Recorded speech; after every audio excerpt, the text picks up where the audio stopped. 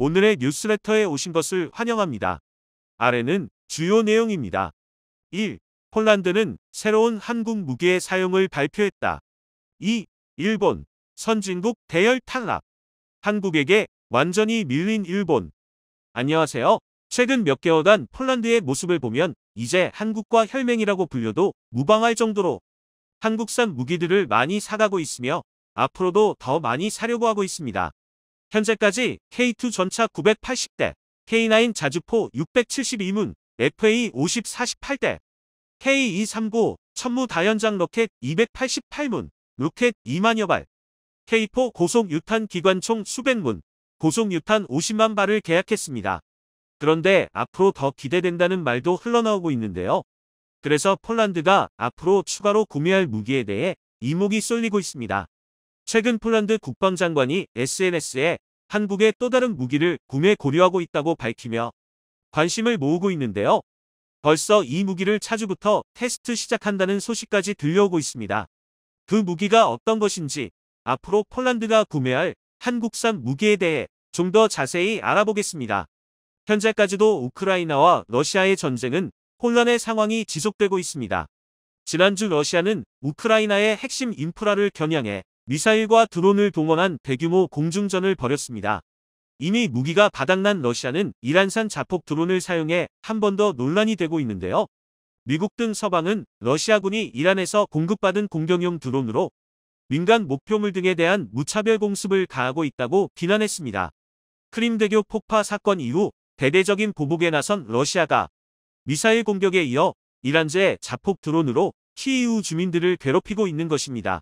현재 우크라이나군과 러시아군이 동부 루안스크주 2개 도시를 둘러싸고 치열한 쟁탈전을 벌이고 있는데요.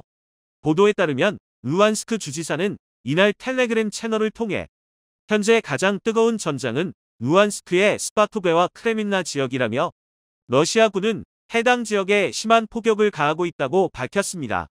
우크라이나군은 북부 하르키우 수복 이후 도네츠크와 루안스크를 향해 동서 두 갈래 방면으로 나눠 남진하며 탈환 작전을 펼치고 있습니다.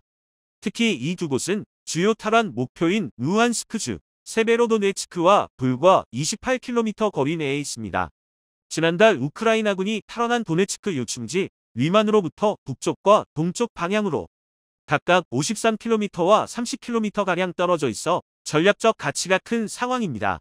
그리고 러시아군이 우크라이나 남부 헤르손에서 철수할 가능성이 있다는 각종 분석이 나오고 있습니다. 실제로 러시아는 우크라이나군의 공세를 피해 지난 19일부터 6일 동안 하루 1만 명씩 총 6만 명 규모의 헤르손 주민을 여객선으로 대피시키는 작업을 진행 중에 있습니다. 현재까지 1만 5천 명이 대피를 마쳤다고 알려지고 있는데요. 이렇게 러시아의 대대적 철수 가능성도 보여지고 있지만 아직까지 전쟁이 끝날 기미는 보이지 않고 있습니다. 이러한 상황에 바로 옆 폴란드는 한국산 다연장 로켓 MLRS 천무를 구매하기로 한 결정에 대해 러시아 위협을 배경으로 한다고 직접 거론해 이목을 끌고 있는데요. 러시아와 국경을 맞댄 폴란드는 우크라이나 침공 전쟁 이후 안보에 대한 위기감이 확산하면서 러시아 에너지 등 현실적인 이유로 대러 강경론에 갈팡질팡하는 유럽연합 내에서 강력하게 반러 노선을 취해왔습니다. 이렇듯 폴란드의 한국산 무기 대량 구매로 인해 냉전 이후 수십 년간 지속된 전쟁의 규칙이 달라지고 있습니다. 이라크 전쟁 이후 약 20년 만에 일어난 우크라이나 전쟁은 대규모 전면전에 필요한 전차, 자주포, 보병 전투차 등의 중화기가 전쟁에서 꼭 필요한 무기라는 점을 재확인했습니다. 폴란드를 비롯해 동유럽을 중심으로 중화기 수요가 폭증하는 이유입니다. 최근 보도에 따르면 크리스토프 푸아텍 폴란드 군비청 대변인은 최근 미국의 소리VOA와 전화통화에서 폴란드가 천무를 수입하기로 결정한 배경에 대해 러시아로부터 위협은 폴란드군이 화력을 더 갖추려는 이유라고 답했습니다. 그러면서 우리는 러시아 침공을 저지해야 한다며 폴란드는 나토 동부전선 초기 방어에서 동맹국들에게 좋은 파트너가 되기 위해 최대한의 방어력을 확보하기를 원한다고 강조했습니다. 최근 한국의 방산기업 한화디펜스는 폴란드 바르샤바에 있는 국방부 청사에서 K239 다연장 로켓 천무 288문을 폴란드군에 공급하는 기본계약을 체결했습니다. 현지 언론은 계약 규모가 60억 달러, 8조 5천억 원가 넘는다고 보도했습니다. 외신에 따르면 당초 폴란드는 미국으로부터 하이마스 500문 도입을 추진했다가 미국이 공급 일정을 맞추는 게 어렵게 되면서 천문을 구매하기로 결정했습니다. 서방 국가에서 쓰이는 다연장 로켓 중 정밀 유도 로켓과 전술 미사일을 함께 운용하는 기종은 하이마스와 천무뿐이기 때문입니다. 포아텍 대변인은 군비청이 천무의 성능과 기존 무기와의 호환성을 고려해 구매를 결정했다고 말했습니다. 앞서 그는 트위터에서 천무가 폴란드 군용 차량 포파즈에 탑재가 가능하다며 한국과 계약을 맺는다고 설명한 바 있습니다. 그래서 폴란드 국방장관이 방한해서 더욱 긴밀한 대화를 하려고 했지만 최근 중국의 방해로 인해 방한에 차질이 생긴 폴란드 국방장관은 한국과 화상회의를 갖고 국방, 방산 협력에 대한 의견을 교환했습니다. 부와슈차크 장관은 애초 한국을 찾아 천무 계약식을 진행하고 자주포와 전차 출고식에 참석할 예정으로 알려졌으나 중국으로부터 전용기에 영공통과 승인을 받지 못하면서 출발 직전 방한을 취소하는 황당한 일을 겪었습니다. 중국 영공을 통과하지 않고 다른 나라로 우회한다면 중간 기착을 해야 하는 등 출장 일정이 너무 길어져 한국행을 포기한 겁니다. 하지만 부와슈차크 장관은 중국의 이런 방해에도 불구하고 한국과의 계약 일정은 전혀 변함이 없다고 밝혔는데요. 국방부에 따르면 19일 오후 양국은 화상회의를 열고 지난 5월 부와슈차크 부총리의 방한 이후 5개월 만에 회담을 가졌습니다. 양국 국방당국 간 협력관계가 그만큼 긴밀하기 때문으로 협력의 동력을 계속 이어가기로 약속했는데요. 또 양국 간 방산 분야 협력이 원활하게 추진되고 있음에 만족을 표명하면서 앞으로 협력 범위를 지속해서 확대해 나가기로 했습니다. 이어 폴란드군 현대화와 전력 증강을 위한 방산 협력이 양국의 호혜적이라고 평가하며 지난 8월 9월 체결된 K2 전차, K9 자주포, FA-50 경공격기 수출 계약이 정상적으로 이행될 수 있도록 긴밀히 공조하기로 했습니다. 부와슈차크 장관은 천무를 포함한 제반 계약 체결이 한국산 무기체계에 대한 신뢰에서 비롯됐다며 계약 이행을 위한 한국 측 지원 약속에 사의를 표명했습니다. 더불어 양국 군 간 군사교육훈련 등 포괄적 교류 협력을 확대하기로 했습니다. 폴란드가 이처럼 한국에 대한 무한한 신뢰를 보여주는 것은 그에 해당하는 이유가 있었습니다. 바로 계약한 지 2개월 만에 계약한 초도 물량이 폴란드로 곧 출고된다는 놀라운 소식이 나온 것입니다. 방산업체 한화디펜스와 현대로템은 폴란드와 계약한 K9 자주포와 K2 전차 납품을 이날 시작했습니다. 특히 폴란드의 긴급한 요청에 따라 지난 8월 1차 실행계약 체결 이후 2개월 만에 무기를 출하한 것인데요. 2개월 만에 K9 자주포 23문과 K2 전차 10대를 생산하며 품질 경쟁력, 가격 경쟁력뿐만 아니라 무기체계 적기 공급이라는 납기 경쟁력까지 K방산 신뢰성을 세계 시장에 보여주면서 수출 전망은 더욱 밝아지고 있습니다. 먼저 현대로템은 이날 창원 공장에서 폴란드로 수출하는 K2 전차의 첫 출고를 기념하는 K2 전차 폴란드 대필러 출고식을 열었습니다. 최근 차세대 전차 도입 계획을 발표한 폴란드는 노후한 구형 전차를 신속하게 대체하기 위해 한국에서 생산되는 K2 전차 180대를 우선 인도받기로 했는데요. 이날 초도 출고되는 K2 전차는 총 10대로 나머지 전차 물량은 2025년까지 폴란드에 순차적으로 인도될 예정입니다. 그리고 한화디펜스도 K9 자주포 23문에 대한 납품을 시작했습니다. 한화디펜스는 이번 출하식을 시작으로 2026년까지 폴란드에 K9 자주포를 차례로 납품할 예정입니다. 현재 세계 8개국으로 수출되는 K9 자주포는 폴란드 2차 실행계약 협상도 가시권에 들어오게 되었는데요. 이번 출하식에서는 폴란드로 납품할 K9 자주포 23문을 모두 전시한 가운데 최근 미국 국방부의 해외 비교 성능 시험 FCT 대상 장비로 선정된 다목 정무인 차량 아리온 스매시 무인 주행으로 선두에 서고 K9 자주포, K10 탄약 운반 장갑차, 천무 발사대와 탄약 운반차, K77 사격 지휘 장갑차, K21 장갑차, 카하프 장갑차, 30mm 차륜형 대공포와 비호복합이 퍼레이드를 진행하며 참석자들의 이목을 집중시켰습니다. 이와 함께 한화 에어로스페이스의 누리호 엔진과 KF-21 엔진, 한화의 유도탄, 한화시스템의 다기능 레이더 등 다양한 제품군을 전시하며 육상, 해상, 항공, 우주까지 전 방산 분야를 아우르는 한화의 방산 역량을 소개하였습니다. 이 자리에서 한화그룹과 폴란드 간의 파트너십을 지속적으로 강화하기 위한 의지를 표명했습니다. 그런데 K9 출고식 며칠 후 폴란드에서 곧바로 한화디펜스의 레드백 장갑차도 도입 검토하겠다고 밝히면서 또 한 번 놀라움을 더하고 있습니다. 보아슈차크 폴란드 부총리 겸 국방부 장관은 21년 지시간 자체 개발 장갑차 보르슈보르크의 보완수단으로 한국 보병 전투장갑차 아이프 AS-21 레드백을 고려하고 있다고 소셜미디어 계정을 통해 밝혔습니다. 보아슈차크 장관은 레드백 테스트를 시작했다고 덧붙이고 보르슈과 레드백의 사진을 첨부했습니다. 폴란드 정부는 지난 몇 달간 레드백 도입을 검토한 것으로 전해졌지만 이렇게 장관이 직접 나서 레드백 도입과 관련해 공개 언급한 것은 처음입니다. 장관이 언급한 테스트 시작은 레드백의 폴란드 현지 시연을 가리키는 것으로 보이는데요. 관계자들에 따르면 시연은 다음 주에 열릴 것으로 알려졌습니다. 폴란드 정부는 오는 25일 예비시험, 26일 본시험을 거쳐 내달부터 한화디펜스 측과 실무 협상에 들어갈 예정입니다. 폴란드는 자체적으로 보르숲을 개발 중이지만 보르숲은 경량 장갑차여서 중형 장갑차 수요는 별도라는 게 방산업계의 설명입니다. 보아슈차크 장관이 트윗에서 보르숲의 보완수단이라고 밝힌 것도 이 때문입니다. 특히 러시아의 우크라이나 침공 이후 유럽 각국에서 험지 돌파 능력이 뛰어난 궤도형 장갑차와 방어력을 갖춘 전투 차량에 대한 관심이 커지고 있습니다. 레드백은 이런 시장 동향에 맞아떨어지는 차세대 보병 전투장갑차로 평가됩니다.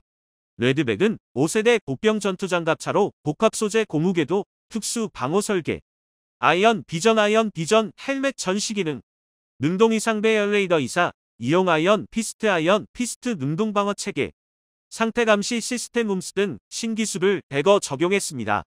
능동 방어 체계는 적의 대전차 미사일 공격을 먼저 감지하고 무력화시키는 기능입니다. 아울러 대전차 미사일 발사가 가능한 하이브리드 포탑을 장착하고 30mm 주포, 7.62mm 기관포가 탑재되며 열상 위장막을 두르면 열상 감시 장비 탐지와 열추적 미사일 공격을 회피할 수 있는 스텔스 장갑차로 변신할 수 있습니다. 이와 같이 한국은 엄청난 방산 무기들을 폴란드 및 유럽에 수출하며 세계 시장을 누비고 있습니다. 앞으로 한국의 방위산업이 미래 시장을 선도할 수 있도록 더 많은 방산기업 육성과 지원을 강화해서 더 좋은 소식이 들려올 수 있길 기대해보겠습니다. 한국은 국제무대에서 자신의 위치를 확고히 하고 있지만 일본은 점점 퇴보하고 있습니다. 상상도 하기 힘든 일이 벌어졌습니다. 바로 일본이 선진국 그룹에서 탈락한 것인데요. 올해 기준 IMF의 수치에 따르면 일본은 선진국 기준에 미달했습니다. 심지어 한국에게 밀려 일본인들은 충격을 받았다고 합니다. 그동안 일본 불패 신화에 취해 있던 일본인들은 바뀐 현실에 적응하지 못하고 어이가 없다는 반응을 쏟아냈는데요. 반면 일본 뒤를 무섭게 추격한 한국은 내년에는 확실히 일본을 뛰어넘을 것으로 예측되는 상황. 전례 없는 한파가 전 세계를 뒤덮고 있습니다. 그 원인은 바로 무절 제약에 풀린 화폐 때문인데요. 코로나 시기 경제 위기를 걱정한 국가들은 엄청난 액수의 지원금을 약속하며 시중에 돈을 풀었습니다. 흘러나온 돈은 물가를 상승시키는 요인을 만들었으며 가상화폐를 비롯한 새로운 자산의 등장은 시장을 불안하게 만들었죠. 저금리는 지속되었고 코로나와 우크라이나 전쟁 등 불안한 정세가 계속되면서 시중에 풀린 돈은 계속해서 차올랐습니다. 그러나 좋았던 시절이 끝나면서 미국 연준에서 칼을 들고 통화량 억제에 나선 것이죠. 자이언트 스텝이라는 표현이 부족할 정도로 미국은 금리를 대폭 인상했는데요. 한때는 실질 금리 마이너스를 기록할 정도로 미국은 초저금리를 유지하면서 경기 부양을 이끌었습니다. 덕분에 많은 국가들은 저금리의 혜택을 보며 실물 자산에 많은 투자를 했습니다. 그러나 미국이 전격 금리 인상을 발표하는 것도 모자라 잇따른 금리 인상안을 발표하는 탓에 세계 경제는 급속도로 얼어붙기 시작했습니다.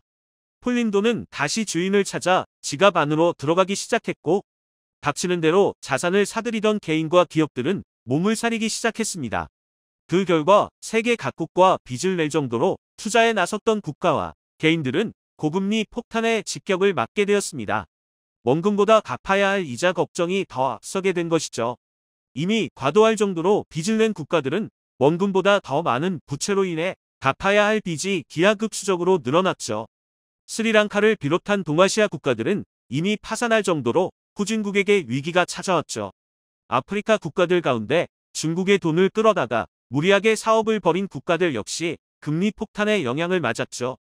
달러 가격이 오르면서 여기에 맞춘 다른 국가들 화폐 가격 역시 상승하면서 금리도 상향 조정이 들어간 것인데요. 그로 인해 세계 전체적으로 금리가 오르는 일이 벌어졌습니다. 그리고 이러한 영향으로 인해 뜻밖의 국가가 최악의 형태로 직격탄을 맞게 되었는데요. 바로 일본이 그 주인공입니다. 과거 아베 전 총리부터 시행된 아베노믹스부터 일본은 의도적으로 금리를 떨어뜨려 엔저 현상을 일으켰습니다. 엔화 가격을 낮춰 일본 물건의 가격 경쟁력을 높이려고 한 행동이었죠. 오랜 디플레이션으로 경기가 악화된 일본 시장에서 성장 돌파구를 마련하기 위해서도 정부는 엔저를 권장했습니다. 양적 완화를 통한 경기 부양이 핵심 치료라고 생각했던 것이죠. 소비를 안 하려고 하는 일본인 특유의 심리도 극복하기 위해선 과도할 정도로 통화량이 풀려 투자 심리를 유도하는 것이 필수적이라고 일본 정부는 생각했던 것입니다. 처음에는 이 생각이 유효한 듯 보였습니다. 아베노믹스 덕분에 일본 경기는 활발했고 경제 지표들 역시 하락세에서 약상승세로 바뀌었기 때문이죠. 그러나 이 정책은 대증요법에 지나지 않았습니다.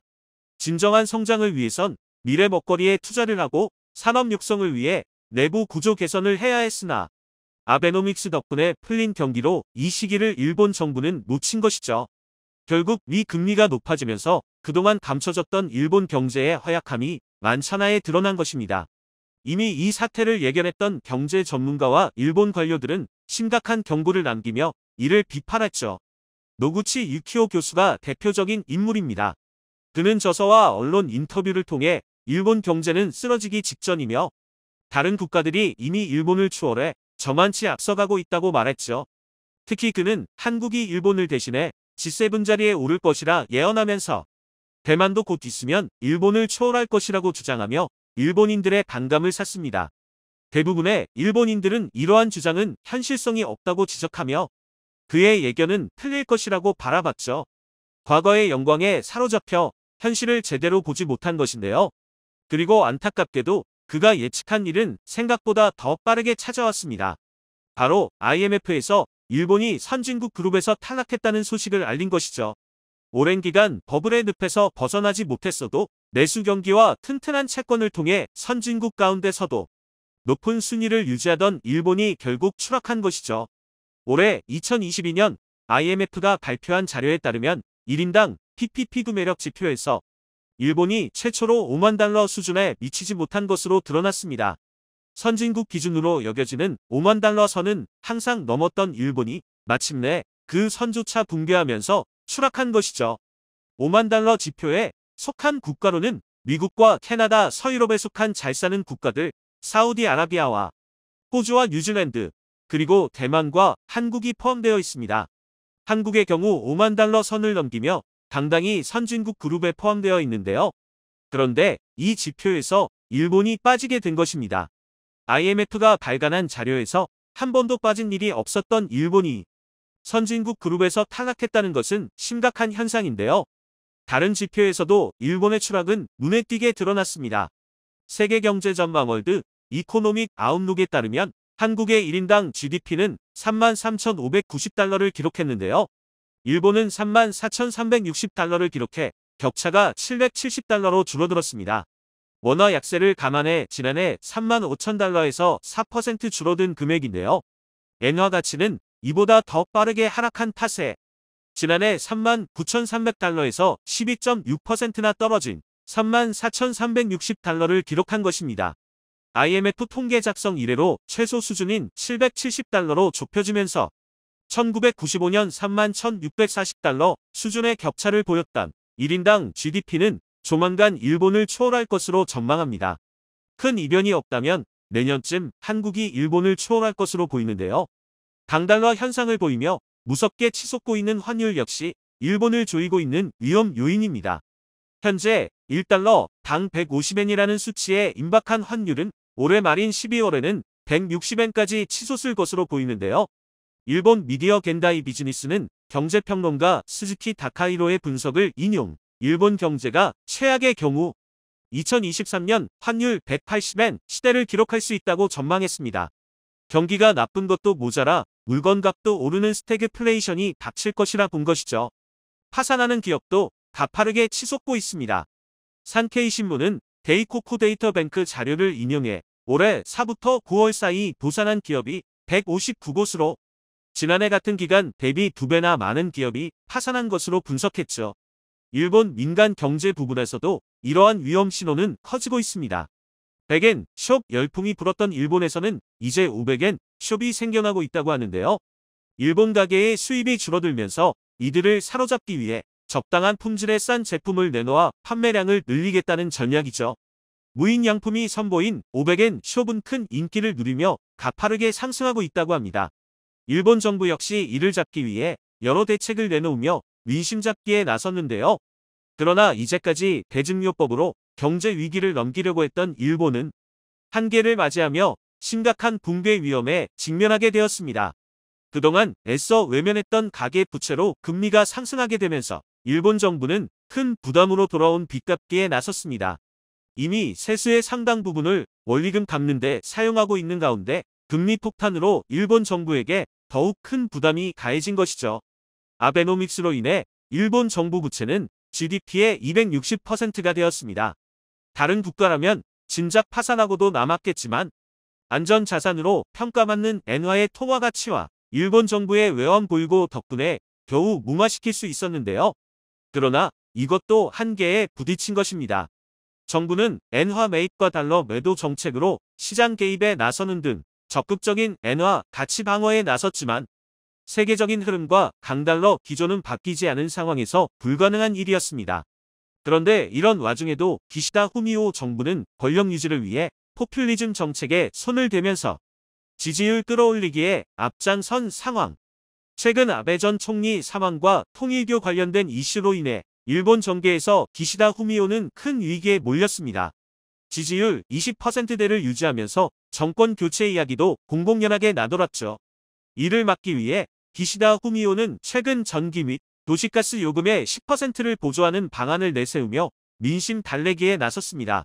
에너지 요금 급등으로 어려움을 겪는 국민들의 고통을 조금이나마 줄이겠다는 취지에서 내세운 정책인데요. 문제는 이로 인해 4조 2천억엔, 한화로 40조 원의 예산이 더 들어가야 한다는 것입니다. 지금도 엄청난 부채를 지고 있는 일본 정부의 빚이 더 한층 늘어나는 셈이나 다름없는데요. 당연히 국민들 입장에서는 물가 상승으로 인해 고통받는 가운데 오히려 보조금 지급 때문에 일본 국민들이 더 빠르게 죽어간다는 비난을 하기에 이릅니다. 그런 가운데 일본 국민들 가운데서는 한국을 배워야 한다고 말하며 한국의 경제지표와 일본의 경제지표를 비교하는 일도 일어났는데요. 문화는 물론이고 경제에 있어서도 일본을 추격하는 한국의 성장세에 일본은 그나마 남은 자존심도 꺼지는 상황. 엔저 쇼크로 손해를 입은 일본인들 상당수가 외화에 투자하며 일본의 부가 현재 외부로 빠져나가며 일본인도 일본을 버리는 가운데 과연 일본은 끔찍한 경제 위기 상황에서 벗어날 수 있을까요? 이번 소식에 시청자 여러분들은 어떻게 생각하시나요? 의견을 댓글로 남겨주시면 저희가 확인하고 다음 소식에 긍정적으로 반영하도록 하겠습니다. 항상 건강하시고 행복하시고 좋은 일들만 가득하시길 바랍니다.